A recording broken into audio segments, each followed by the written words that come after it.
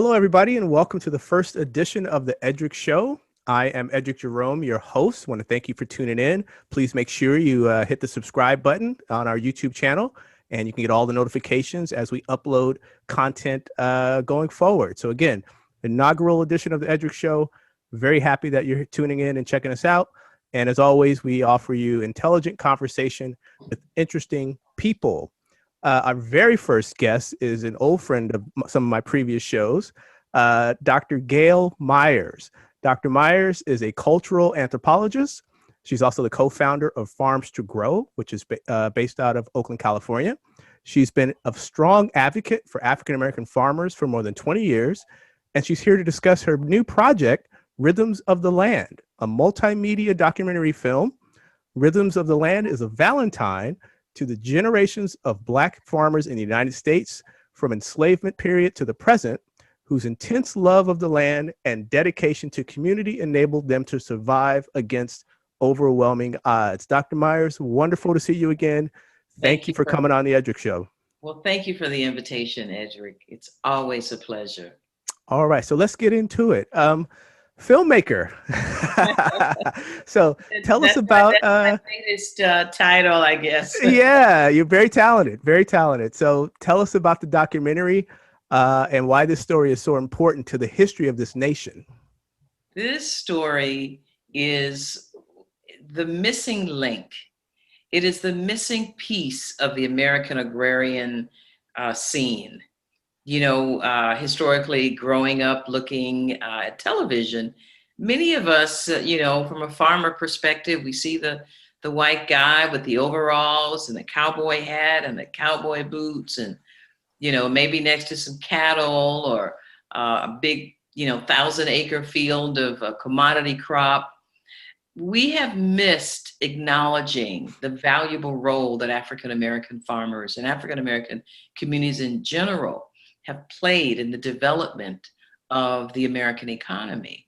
I mean, of course, it is common knowledge of the 400 years in which African hands built the part of this diaspora from the Caribbean to Brazil to North America here, particularly in the southern parts of North America. Mm-hmm. And to have done such amazing feats without any acknowledgement and without any visibility, it's just a sheer total disregard of a humanity, of a group of people that have done in such loving ways, grown our food, grown our communities. I mean, if you think of the state of Carolina, in fact, even today, Carolina has mostly always been predominantly Black, starting from the late 1600s, when they were they as in the enslavers and those that were investing in the slave trade, were going into Senegambia and bringing back African families, African women, men, children, to build the infrastructure of South Carolina. At one point, rice plantations covered the entire state. And who do you think built that infrastructure for those plantations? These were men and women who were gifted at working the water, engineers at developing out of just sheer big oak trees and much of this part of the country. After the country was taken away from the Native Americans, most of this land was undisturbed. So you've got a forest that was been completely undisturbed, where you had these Africans that came in with their hands, and a lot of the soil that was moved, they moved it out of baskets. They moved it out of the wicker baskets that they made. Thousands and thousands of acres of land and thousands of hours of investing in the infrastructure. So that's just one state, South Carolina. And if you look into the rice economy of this country, we'll know that the early 1700s, when they as in the enslaved Africans that were being forced to labor on these forced labor camps that they want to call plantations, that money, the sale from those particular products, they went to Europe And the sale of that rice was able to help fund the Industrial Revolution. They were to build these big machines. So here we are, having built this country on our backs without acknowledgement. Oh, it's been time to talk about Rhythms of the Land. And these are stories of families that I interviewed in the summer of 2012. I was in a car, and I knew I had about 10 farmers. There were about 28 farmers that I totally interviewed. And I had a list initially before I left California of about 10 farmers and about 5 or 6 states that I was going to travel. And I ended up going to 10 states and interviewing almost 30 farmers. And this was because of the goodwill of the farmers that I met initially and said, you got to talk to this farmer and you've got to talk to that farmer. So it's a story that's long overdue. It is a labor of love. I saw this story when I conducted my first interview with a Black farmer in Ohio in 1997. His story, I was able to capture, writing my notes, but there was something about the visual. It was something about the character of his face, the lines in his face, the nuances of his voice, the way that he farmed the land. I wanted people to see that. And so in my mind, Rhythms of the Land actually started in 1997. But of course, I had to finish my dissertation and get on with my life. But looking back, yes, this is a story that I saw writing well over 25 years ago. Filming a documentary like this, especially, you have to gain the trust of the people that you're talking to and get them to buy in, telling their story and trusting you. So how did you build that trust and create that safe environment for them to share these remarkable stories on film? Well, Eddrick, it was something that I learned as an anthropologist, doing my research and learning at Ohio State. How you enter into a community is everything. One of the things that aided me in this particular endeavor of filming the stories for Rhythms of the Land was that I had maintained contacts with some of the farmers that I knew in Ohio. And even as I was doing some of my pilot interviews in the late 90s, I met farmers in Alabama and Georgia. And so I was able to gain entree basically by reconnecting with some of these farmers. And they were on my list to interview.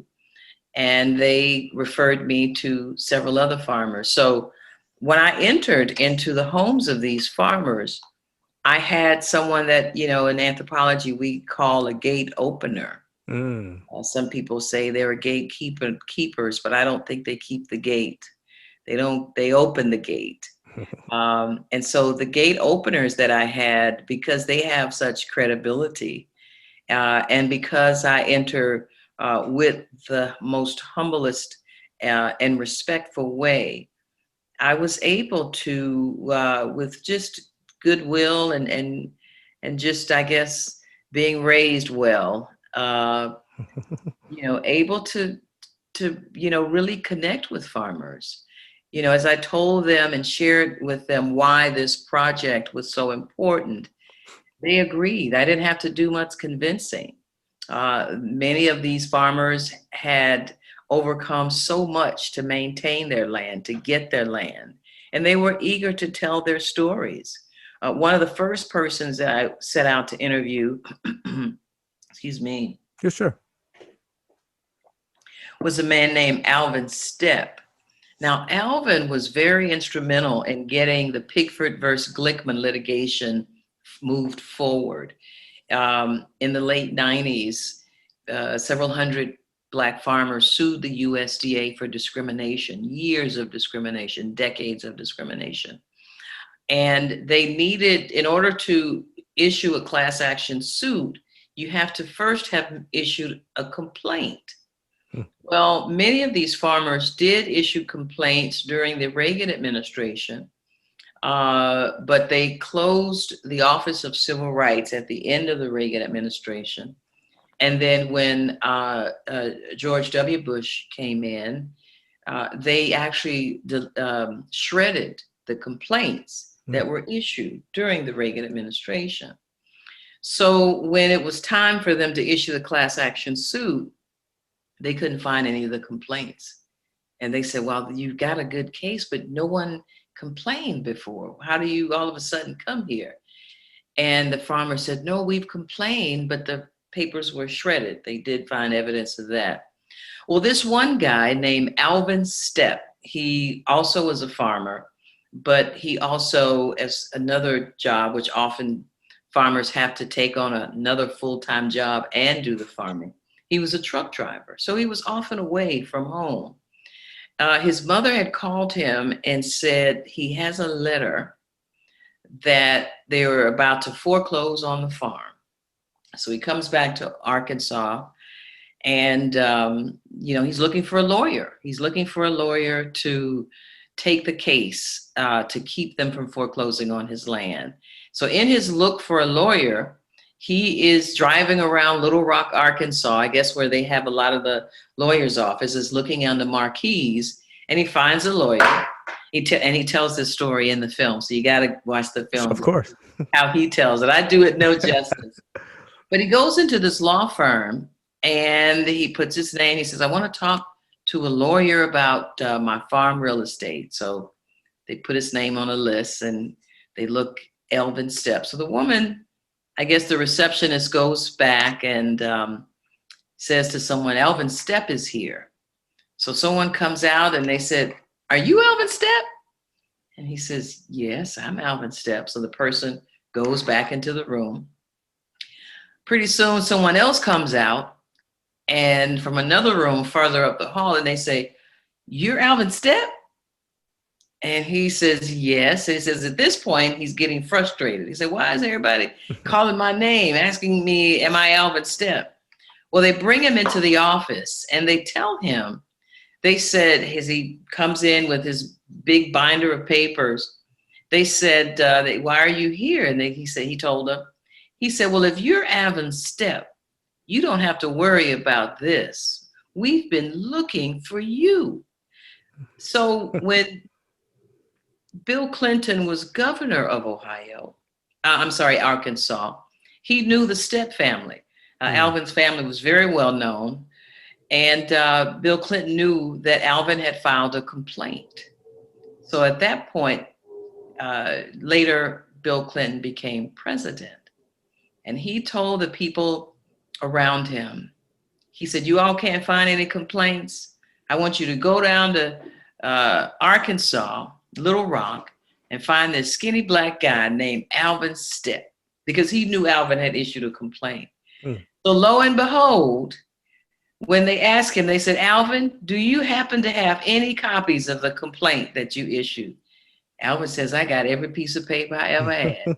So Alvin goes to his storage and he brings back with the time stamp, the 1980, when he applied, he complained. And so because of his paperwork, they were able to move forward with Pickford. Now, of course, he was punished because of it, as systems seem to do. But he's featured in the story, and I couldn't wait to interview Alvin. So one of the main thing was to get down there and go to Arkansas. But by the time I had gotten to Arkansas, I had already interviewed about 10 farmers. So I was in Georgia, Mississippi, Arkansas, South Carolina, North Carolina, Texas, Louisiana, Florida. Did I say Florida? Tennessee, Mississippi. And it was incredible. I had expected to stay in a hotel for the 4 or 5 weeks that I was on the road. I spent 2 nights in a hotel. I was expecting to be very tired, and I was, but I also had upon 2 occasions people who offered to drive me. So it was a group effort. It was, I often think of how my elders say, you put one step forward and God will put the second. I put one step forward and there were about 10 steps after that. I had so much love and so much support The farmers really wanted this project to get done. Hmm. And so when I came out of the field in 2012, I expected it to be finished by 2013, because many of the farmers that I interviewed, I have two that were in their 100s, Hmm. several in their 90s. And I wanted this film to be shown. I wanted them to honor, I wanted them to see it. But the elders have all passed on. Many Hmm. of them have all passed on Hmm. since 2012. Hmm. Yeah, it was, you know, I don't want to say easy, but once you come from your heart, you know, I express to people that I'm doing this because it's what I know I need to do. Spirit has laid this on my heart. So I was very welcomed. And there were a few farmers that I wasn't able to interview because of time and other kinds of logistics. But yeah, it's a very rich, very full documentary of so many wonderful stories. Hmm. That's just a beautiful, beautiful story, and thank you for sharing that. I could just see people opening up their homes to you and eating some of that good food that they've Yeah, produced, and yeah, natural and fresh, and just yeah. amazing. I always had to stay for lunch. I was always sent on my way with a basket of corn or bags of onions and garlic. And what I ended up doing is when I got to my next trip, I would share those with people. I was always sharing things that farmers gave me. I couldn't fly it back to California. Now you mentioned the fight that farmers have gone through. Now that fight continues today, does it not? In many ways, it does, Eddrick. Certainly, the litigation has been settled. There was even a pig for two because there were Hmm. pieces of it that were overlooked and improperly litigated. But what goes on today are, you know, the complaint that the farmers had, the major complaint is that the people that occupied those county agencies were the ones that were discriminating against them when it came time to applying for a loan, because that's where you go to your county. Well, those people still occupy those positions. They did not get reprimanded. Nothing happened. They didn't even change the composition of some of those offices. So in many ways, that meant business as usual. Mm-hmm. And so, you know, even recently, the Black Farmer Relief Bill the emergency relief bill that was part of the American Rescue Plan, intentionally sets aside about $5 billion for Black farmers because they continue to deal with injustices. This particular bill is to relieve indebtedness up to 120%. And they had to put that 120% in there, not just 100%, because some of them have two mortgages, second mortgages, Mm. you know, and they have such high interest rates, much higher than white farmers. And so they have had to continue to deal. Even when the USDA said, yes, we were wrong, we acknowledged that we discriminated. They say that the USDA was the last plantation, but they still didn't make the structural changes. Of course, you know, racism is still very much embedded in the fabric of this country. And so that same ideal still remains. There was no attention to, I think maybe some of these offices had, you know, cultural diversity training or, you know, other kinds of sensitivity training. But in general, they went on about their work. They continued to support white farmers at a higher rate than Black farmers. And, you know, there were a lot of reasons for that. So, yeah, the struggle continues, I'll say. And one important element of this particular documentary is that we'll have stories that we can share. You know, USDA people can come to these screenings, and it's nothing that they haven't heard before. Mm-hmm. But when farmers in North Carolina are talking about the same thing, and farmers in Arkansas and farmers in Mississippi, and 9 years ago, that's not that long ago. And I dare say if I got in a car for 4 weeks and a camera, I'd probably hear some of the same issues. around discrimination. So yeah, it's a long road, and I think just like what we deal with as Black Americans, there's always this double standard. There's always the expectation that we're not good enough, that we don't deserve it. And I think what I would see and hear with regard to the landscape in the agrarian scene is when Black farmers began to acquire land. So we went from, 1863, not owning very much land at all in the southern states. Black people did own land in the northern states, but in the southern states, we had just come out of the enslavement. So from 1863 to 1910, about a 50-year period, Blacks accumulated 213,000 Black families were either partial or full-time owners of 12.6 million acres. That's quite a feat. And it wasn't from a government grant. It wasn't from a Pickford. It wasn't a handout. These farmers and these families had to work fingers to bone, blood, sweat, and tears to get this land, only to lose it. And part of that, of course, the Jim Crow, all those laws came in around after 1910. But these were white communities that felt like Black people didn't deserve it. There were almost 180 something all Black towns, fully functioning, independent. They had banks. Think of Tulsa, towns in Alabama, towns in Mississippi, all Black towns, very successful. To only be eventually terrorized through lynchings and bombings and just outright just running them off their land. You think Rosewood. These were the constants that Blacks had to deal with, from whites feeling like you didn't deserve that. So they would take those people's land. And that's part of what we'd love to see within the reparations of some of these places like Tulsa.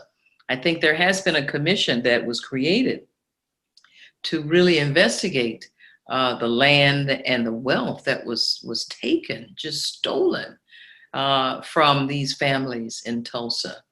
And so there is a long way to go before we get full equity and equality. And so a lot of the work, with the organizations, we have a nonprofit called Farms to Grow. There's the National Black Food Alliance, South work. There are many organizations that are working to ensure that Black farmers and Black communities have what they need to be self-sufficient and grow their foods. And that was one of the main things. We needed the self-sufficiency and we needed the safety. We weren't safe in these integrated communities. And so it was out of a necessity. It was out of the need to develop our own infrastructure and our own schools and churches and build our own neighborhoods in many of the ways in which, Booker T. Washington urged, drop your buckets right where you are. And so that's what these farmers did. Allensworth, California was one of those cities out of the turn of the century. Colonel Allensworth, who had been a successful military, I think a Navy officer, and followed Booker T. Washington's urging. And Booker T visited Allensworth. And so we've had to be very intentional on how we create community. And thank goodness, some of the early farming families created some of these early communities that later on became the infrastructure for incorporated communities of Black families. So we got a long way to go for full equality. You mentioned Farms to Grow Incorporated, again, which is based out of Oakland. And tell us about that organization, its purpose, goals for the community, and also, how because I know you distribute fresh fruit and vegetables in the communities that don't have access to it. How has the pandemic affected your ability to get needed produce into these communities? Well, Farms to Grow is an interesting story.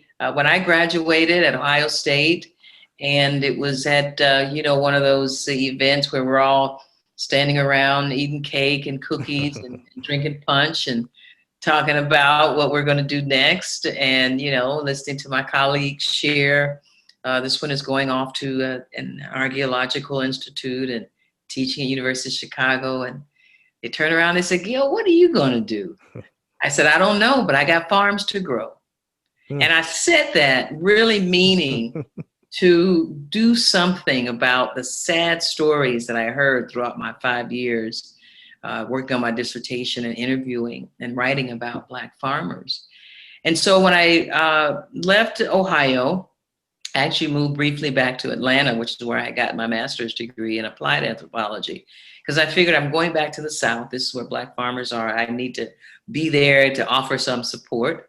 So I get back to Atlanta, and I started asking people in 2002 about agriculture, about sustainable agriculture. At that time, it wasn't a commonly used term in Atlanta as it is now. So I ended up and I was frustrated by that, because that was my theoretical approach. Yes, I'm working with Black farmers, but I want to talk to me about agroecology and sustainable agriculture. That was my framework. So I thought, okay, this is going to be a little challenging work to define the term, because most of the time when I introduced it, they said, well, what is that anyway? So I ended up doing a lot of education. I fortunately got a temporary consulting gig in San Francisco area in 2003. Went to California. I started asking people about who's doing sustainable agriculture. Never did I have to define the terms.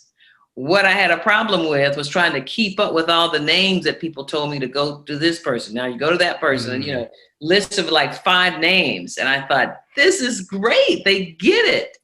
So I decided that I want to relocate to California. And then I started talking to people about Black farmers. And it was another moment of sort of sadness that I remember experiencing in Columbus doing my dissertation. The Black farmers were telling me the same thing that the Black farmers in Ohio were dealing with, and the Black farmers in Alabama and Georgia.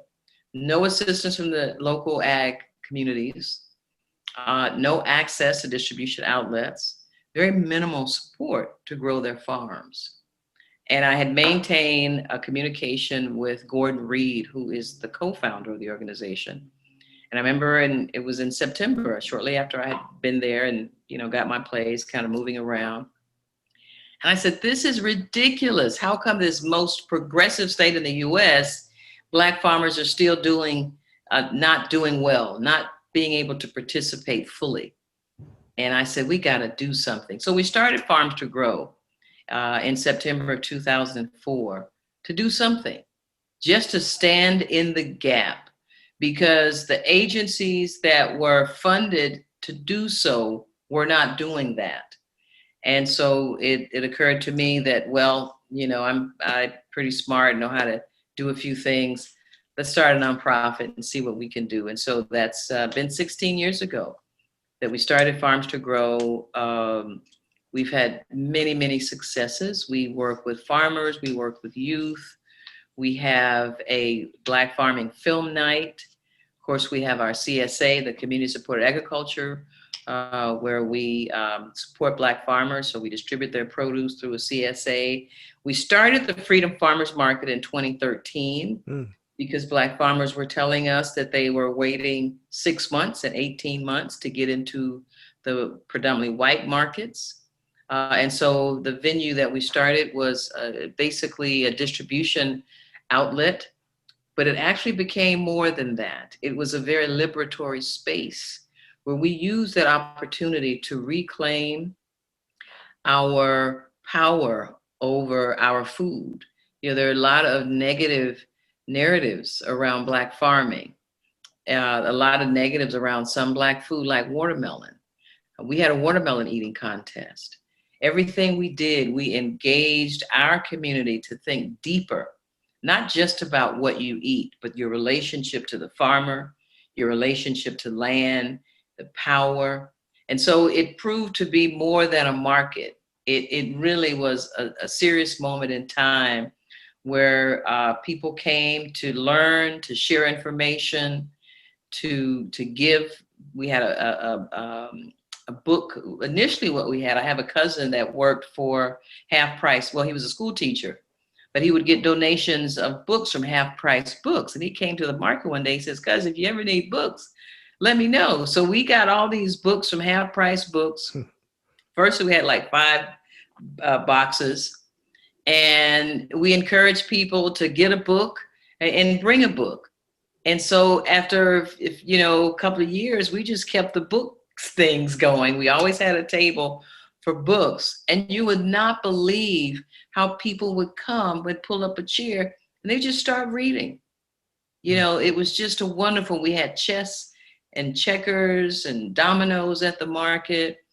We had young people that came with their parents that didn't want to leave. It was a safe space. We had this guy come one day, big burly guy, and he walks through the gate and he says, "I feel so safe here." He says, "Oftentimes when I'm walking around Oakland, I don't feel safe."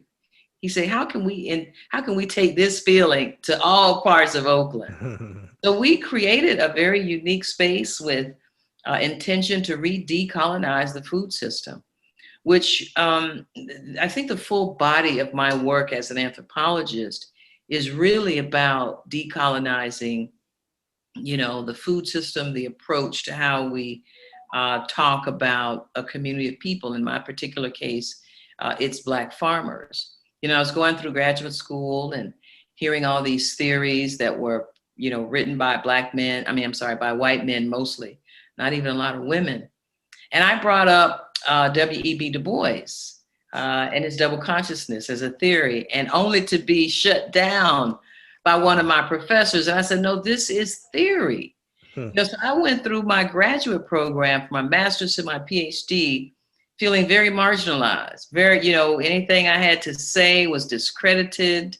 And I had the most major ideas. As a matter of fact, after class, my classmates were coming up to me and said, "Hey, you want to go meet for coffee? Let's talk a little bit more about that." And so it was important to me that as I did research, because one of the things that, we know about anthropologists is that they have been the very first to forward a colonial model, going around the world and looking at other communities as others, writing very derogatory terms and stuff to make them seem like they were a human level below human. Mm-hmm. And I didn't want to be that kind of anthropologist.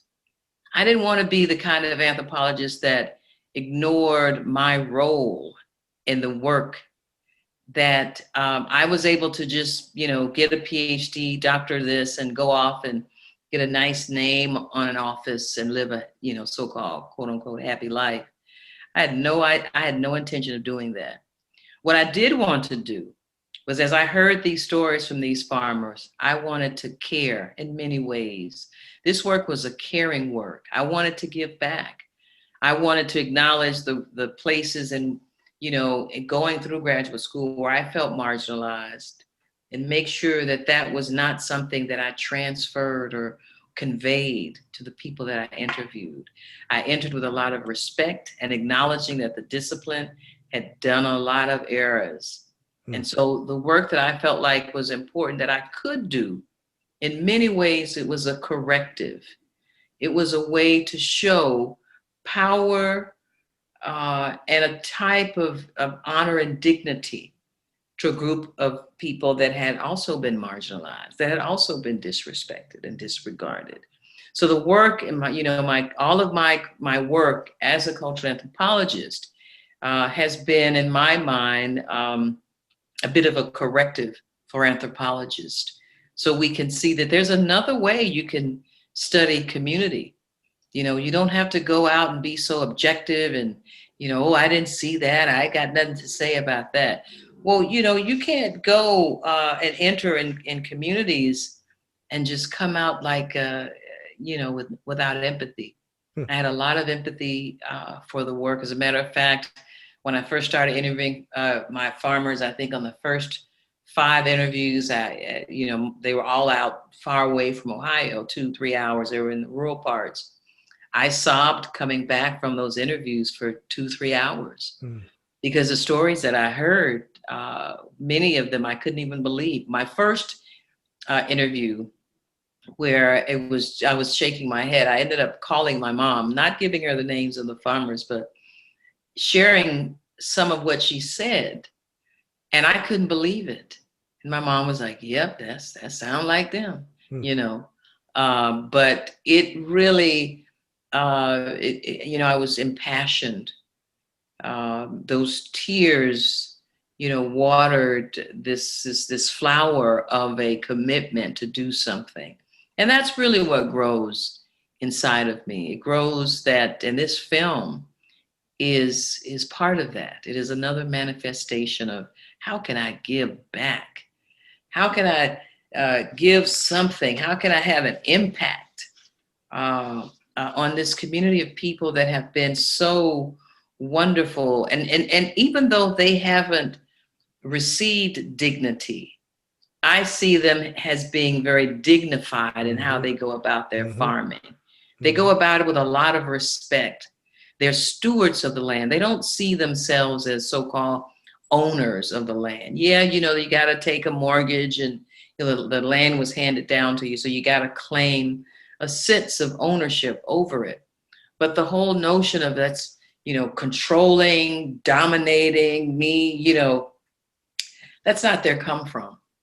Their come from was how to take care of the land, how to make sure the soil was replenished, if they were involved in fishing, how to make sure that the fish were not overfished.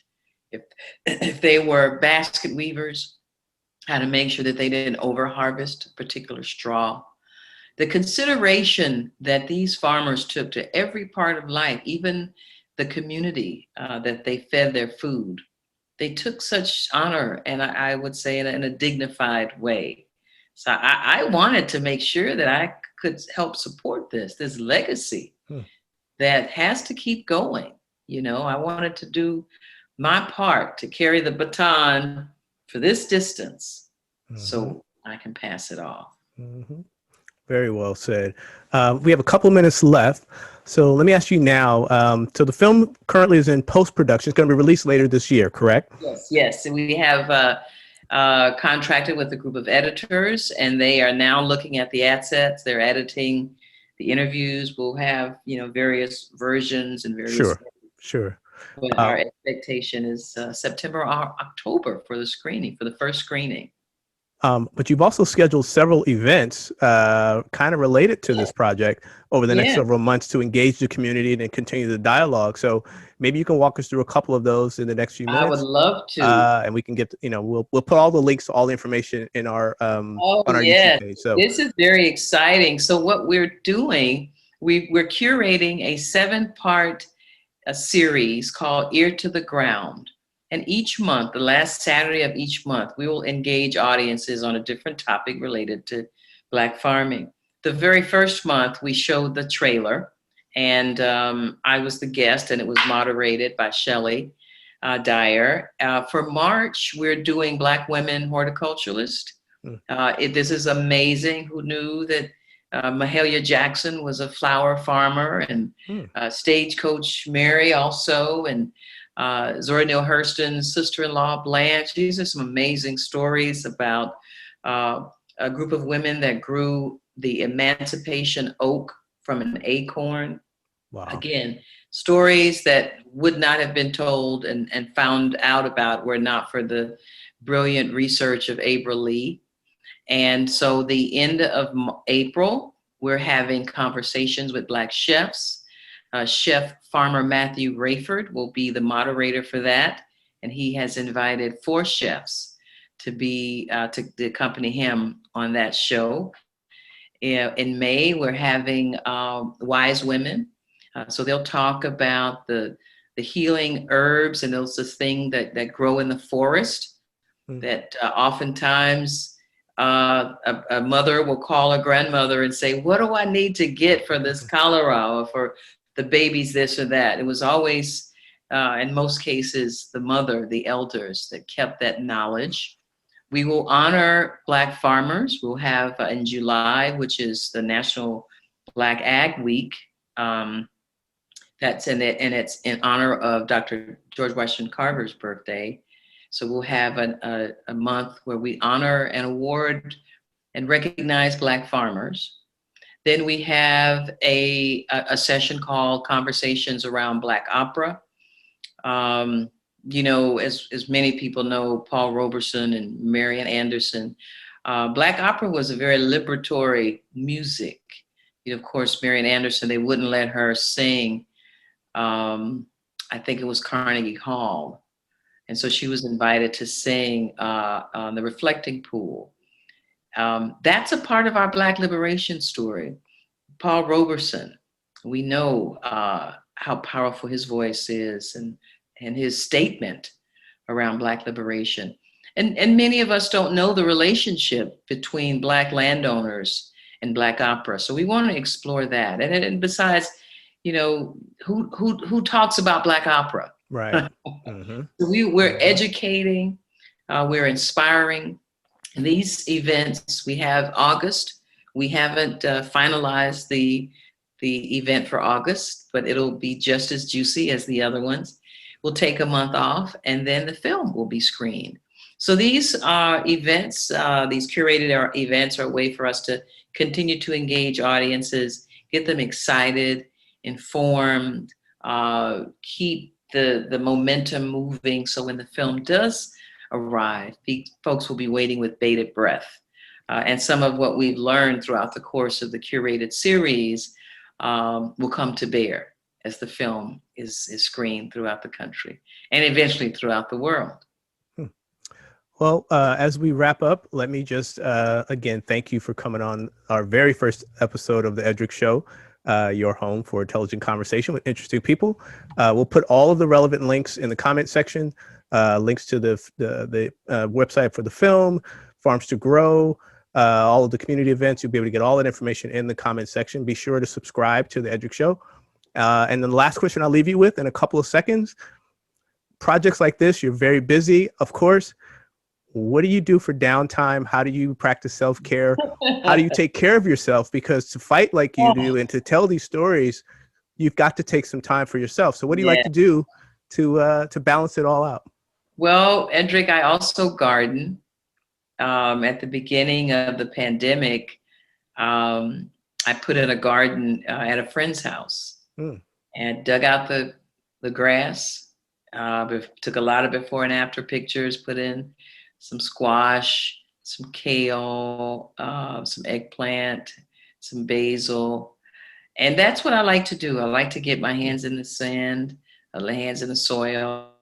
I bike, and I just try to take it easy, you know. I just try to self-care. I have a really good support system. I also care for my mom. So I'm in Florida every 2 weeks, and I'm, you know, at home every 2 weeks. But yeah, it's, during this particular time, it's been a little challenging. Absolutely. Ordinarily, I'm out there tending my collard greens and giving them away and watching all the bees that love the flowers from the various plants, the basil most of the time that's just grown in the garden. So yeah, that's my go-to. I like, as I walks, bikes, and water sports. I love to fish. Yep. Grew up fishing in my family. And so I love it. Awesome. Well, again, Dr. Myers, thank you so much for all of your work. Again, the documentary film is titled Rhythms of the Land, a multimedia documentary film. It is a valentine to the generations of Black farmers in the United States from enslavement period to the present, whose intense love of the land and dedication to the community enabled them to survive against overwhelming odds. So, Dr. Myers, best of luck with the film. We hope and continued success with Farms to Grow and all the good work you're doing for the folks in Oakland, California. Really appreciate it. Thank you again for being the first guest, the very first guest on the Eddrick Show. You're very welcome. This has been the Eddrick Show. Thank you for tuning in. Please subscribe to our YouTube channel so you can get all the notifications when we upload new content. I am Eddrick Jerome. We will talk again.